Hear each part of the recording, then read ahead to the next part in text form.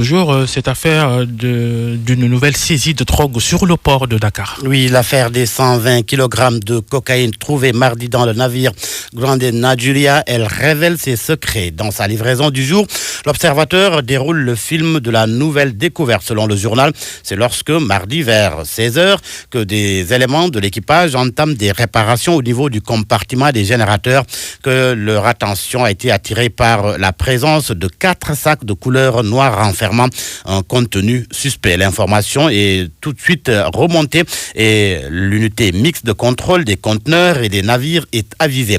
Des diligences sont faites avant que l'OCRTIS et la police scientifique ne soient invités à rallier Dardar, le môle 2 du port de Dakar. Et il s'est révélé que les sacs contenaient de la cocaïne. Avec cette saisie, souligne le journal, une nouvelle perquisition du navire a été faite dans la matinée d'hier. L'opération s'est prolongée quasiment toute la journée avec des chiens renifleurs. L'observateur ajoute que les membres de l'équipe de relève ont été auditionnés. Le journal Libération traite du même sujet et rapporte que les premiers éléments de l'enquête attestent que les 120 kg planqués dans le système de ventilation du navire et cachés dans des paquets avec la marque Apple n'ont pas la même provenance que les 2 premières saisies. Affaire à suivre. Les organisations de défense des droits de l'homme, elles, suivent de très près l'affaire Guy Marius Sagna. Selon Ouah Grand Place, elle porte le combat pour la libération de l'activiste membre de Frappe France Dégage. Un combat qui s'internationalise aux yeux de Tribune. Selon le journal Amnesty Sénégal, la LSDH, la RADDHO et Article 19 ont annoncé hier en conférence de presse qu'ils préparent un dossier à déposer devant le Comité des droits de l'homme de l'ONU. Ces organisations ont décidé aussi de saisir la Cour de justice de la CEDEAO pour la libération de Guy Marius Sagna. Vox Populi confirme la plainte annoncée des droits de l'homiste contre l'État du Sénégal à la CEDEAO. Il dénonce, selon Vox Populi, une justice aux ordres et affirme que l'objectif est d'éliminer Guy Marius Sagna. Pour ces organisations, dont la position est mise en exergue par le journal, on n'a pas affaire à une justice indépendante, mais une justice instrumentalisé pour casser un activiste qui empêche de détourner un rond, qui empêche de licencier un rond, qui empêche de violer les droits des citoyens sénégalais. La justice, disons plutôt, la Cour des comptes. Le Soleil apprend que la Cour des comptes présente demain ses rapports 2015, 2016 et 2017 au président de la République. Le quotidien gouvernemental fait état d'un travail d'équipe titanesque pour rattraper 3 années de retard.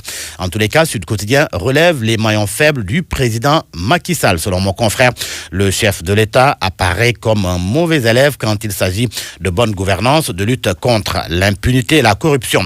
Ce qui apparaît sur le classement du Sénégal dans les rapports 2019 de l'Economist Intelligence Unit et celui de l'indice de perception de la corruption du Forum Civil. Autant de choses qui font dire à Maurice Soudiek-Dione, enseignant-chercheur à l'université Gaston Berger de Saint-Louis, Maurice Soudiek-Dione qui dit dans Sud Quotidien que le Sénégal passe de démocratie imparfaite à une démocratie hybride. Et ce dossier à lire dans le journal Enquête, un dossier sur les crimes, viols, agressions. Entre autres, selon le journal, le regain de violence noté ces temps-ci installe la psychose. Ousmane Doye, psychosociologue, confie que la société sénégalaise est en train de changer et les gens adoptent des comportements en rapport avec l'insécurité. Pendant ce temps, les forces de sécurité, justement, sont dans le dénuement avec un déficit de véhicules et un défaut de carburant parfois. Ce qui fait que Birahim Seck du Forum Civil s'en émeut et il dit qu'il est inconcevable qu'un député soit plus doté en carburant qu'un commissariat. Les sports à présent avec Ferdinand Coly qui s'entretient avec le journal Record. Ferdinand Coly qui évoque Sénégal-Togo de 2005. Il déclare dans le journal qu'un ressort s'était cassé dans la tanière et que cette génération est plus humble que la nôtre. J'ai bien cité Ferdinand Coly. Une tanière que pourrait rejoindre Bouna Sarr, le Marseillais pense au Lion. C'est ce que souligne le journal Stade. Et pourquoi Bouna Sarr peut faire l'affaire? La réponse, c'est à lire dans le journal Stade à sa page 7.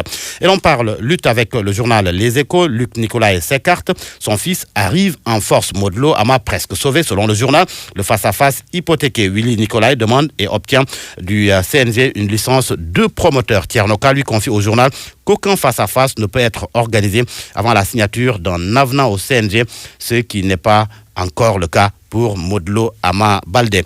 Et bien encore, on termine par cette affaire cocasse à la faculté de médecine, une soutenance de thèse qui se termine par une sentimentale demande de mariage. Et il s'agit d'un certain Babacar Fall, un docteur Babacar Fall, qui soutenait hier sa thèse donc à la faculté de médecine, qui dira le contraire, qui ne dira pas le contraire. Selon le journal, le moment qu'il a choisi, alors que personne ne s'y attendait, pour faire une demande en mariage à sa copine, juste à la fin de sa soutenance de thèse, l'amoureux docteur s'est accroupi et a demandé à l'élu de son cœur de se marier avec lui. Sans doute avec les encouragements du jury.